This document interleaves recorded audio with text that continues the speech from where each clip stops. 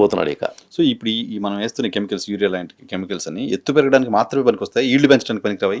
ఇప్పుడు ఏమవుతుందంటే కొన్ని మూలకాలు, ఇప్పుడు మొత్తం 16 రకాల మూలకాలు మొక్కకు అవసరమైతే 16 రకాల మూలకాలు ఒక్కొక్కటి ఒక 3-4 రకాల పనులు చేస్తూ ఉంటుంది.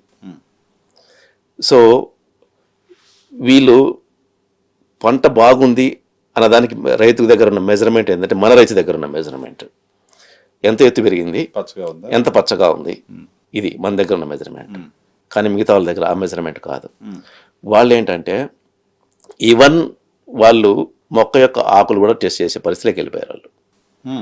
అంటే దీంట్లో ఏ లోపం ఉంది, మొక్క ఆకులు ఇవి తీసుకొని వాటిని చెక్ చేసి, సాయిల్ టెస్ట్ కాదు, మనం సాయిల్ టెస్టే సరిగా చేయించుకోము, వాళ్ళు ఏం చేస్తారంటే మొక్క పెరిగిన తర్వాత దాని ఆకులు టెస్ట్ చేసే పరిస్థితిలోకి వెళ్ళిపోయారు వాళ్ళు.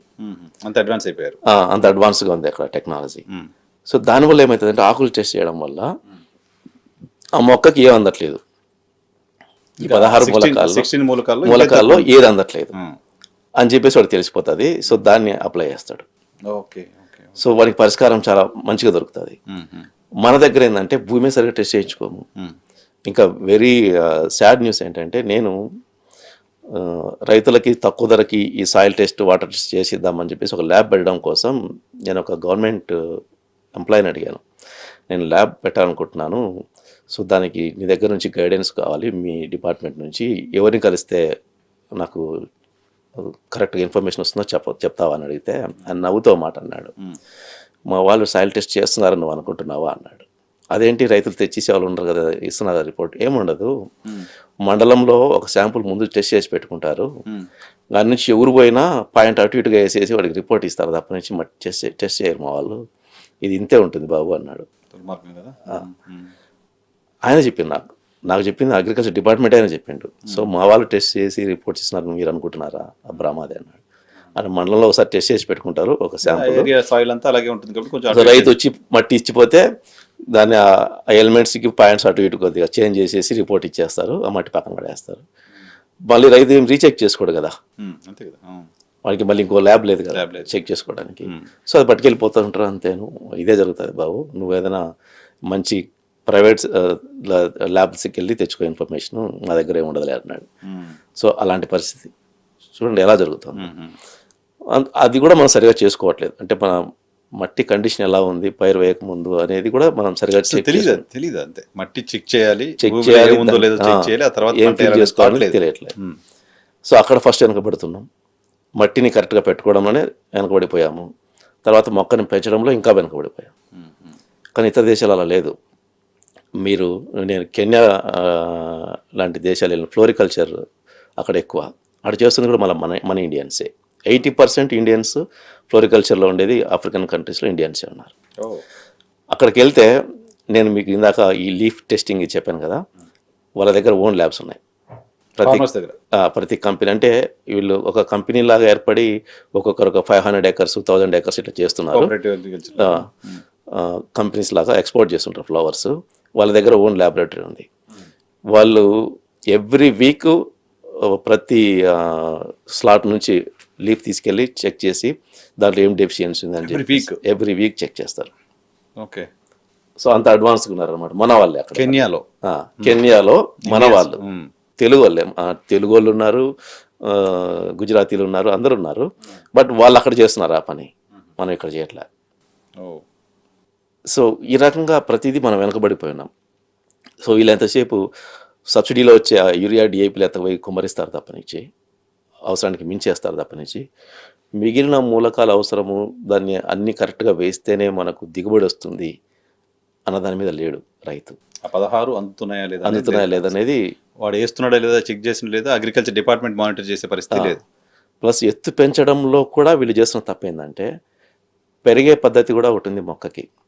అంటే పెరగడం అంటే పొటెన్షియల్ గ్రోత్ అంటారు దాన్ని. పొటెన్షియల్ గ్రోత్ అని ఎందుకంటారంటే, పునరుత్పత్తి చేసే శక్తితో మొక్క పెరగడం.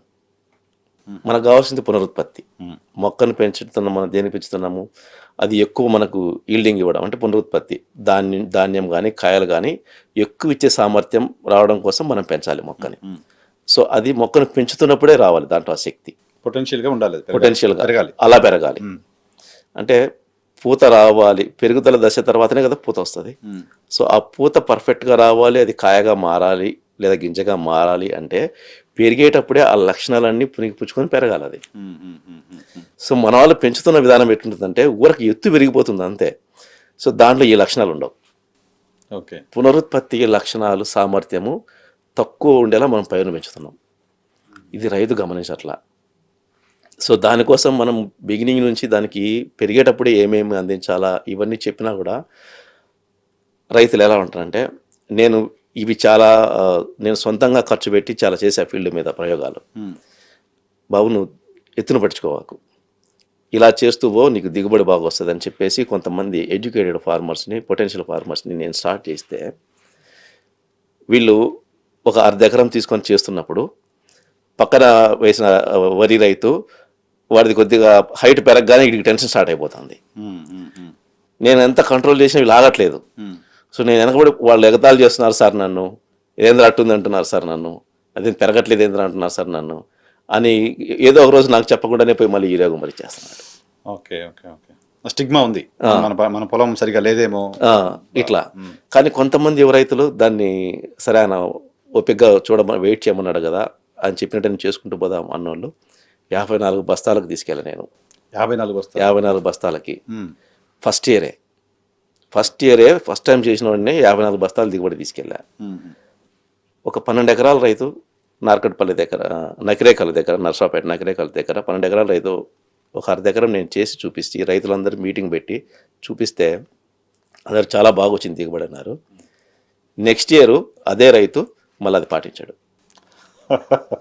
ఓకే, అదేదో ప్రయోగం చేసినట్టుంది వాళ్ళకి అంతే. మన రెగ్యులర్ పనిలో దాన్ని అడాప్ట్ చేసుకుందాం అనేది చేసుకుందాం. ఇంకోటి ఇప్పుడు మీరు మాట్లాడుతుంటే మేము అగ్రికల్చర్ ఫ్యామిలీస్ నుంచి వచ్చాం కదా, పత్తి సాగు చేస్తున్నప్పుడు ఎక్కువ పూత రావాలంటే ఓ మందు కొడదాం, ఆ మందు కొడితే ఎక్కువ పూత వస్తుంది, లేకపోతే ఆ పర్టికులర్ సీడ్ వాడితే ఎక్కువ ఈల్డ్ వస్తుంది. ఇది ఎక్కువ ఉంటుంది. సాయిల్లో ఏముంటుంది, మనం ఏమిస్తున్నాం దానికంటే ఆ విత్తనం వాడడం వల్ల ఎక్కువ ఈల్డ్ వస్తుందా, పూత రావడం కోసం జీన్స్లో ఉంటుంది కొంత. అంటే ఒక రకం కంపెనీ సీడ్ కొంచెం దిగుబడి ఎక్కువ ఇస్తుంది అనేది దాంట్లో ఉన్న జీన్ పరంగా దిగుబడి ఉంటుంది. కానీ పూత రావడానికి మందులు లేవు. నేను పత్తికి పూత రావడం కోసం మందులు కొట్టడం మేము కూడా కొట్టాం, అది తప్పు. పత్తికి పూత రావడానికి మందులు స్ప్రే చేయాలనేది నానుడిగా సాగుతోంది. కాపు రావాలంటే ఒక మంది అంటాడు, ఆడేదో ఇస్తాడు, ఆడికి పాండిత్యం తెలియదు, ఈడికి పాండిత్యం తెలియదు ఇక్కడ. సో అన్నిటికీ గ్రోత్కి సంబంధించిందే పడతారు. మీరు ఒకటి గమనించారు లేదో, ఏ డీలర్ అయినా సరే ఒక రైతు వెళ్ళి నాకు పూత రావడానికి ఒక మంది ఇవ్వు అంటే ఆడు పెరుగుదల వచ్చేది ఇస్తాడు. దాన్ని గ్రోత్ ప్రమోటర్ అంటారు. అది మాత్రమే ఇస్తాడు, అది తీసుకెళ్ళి కొడతాడు. పచ్చగా రాగానే ఇదే పని చేసింది అంటాడు, పని చేసిందని వేస్తాడు. రైతు కూడా అంతే. రైతు ఒకటి తీసుకెళ్ళి స్ప్రే చేసిన తర్వాత దాని పనితనాన్ని దేంట్లో చూస్తున్నాడు అంటే పెరుగుదలలోనే చూస్తున్నాడు. మళ్ళీ విజిబుల్ డెవలప్మెంట్ లా కనపడుతుంది, అది ఒక్కటే కనిపిస్తుంది. సో అంటే నత్రజని, మెగ్నీషియం సల్ఫేటు ఇవి వాడితే పెరుగుదల వస్తుంది. సో దాన్ని క్యాష్ చేసుకుని చాలా కంపెనీలు ఏం చేస్తున్నాయంటే ఏమి ఇచ్చినా అందులో పెరుగుదలకు సంబంధించినవి కలిపేసి ఇచ్చేస్తున్నారు. ఓకే, రైతుని మభ్యపెట్టడం కోసం. సో రైతు వచ్చి గొడవ చేయడు. సో అది స్ప్రే చేయగానే ఒక 4 రోజులకి పచ్చగా గ్రోత్ కనపడిందా లేదా అంతే, వాడు అదంతా మర్చిపోతాడు దాన్ని.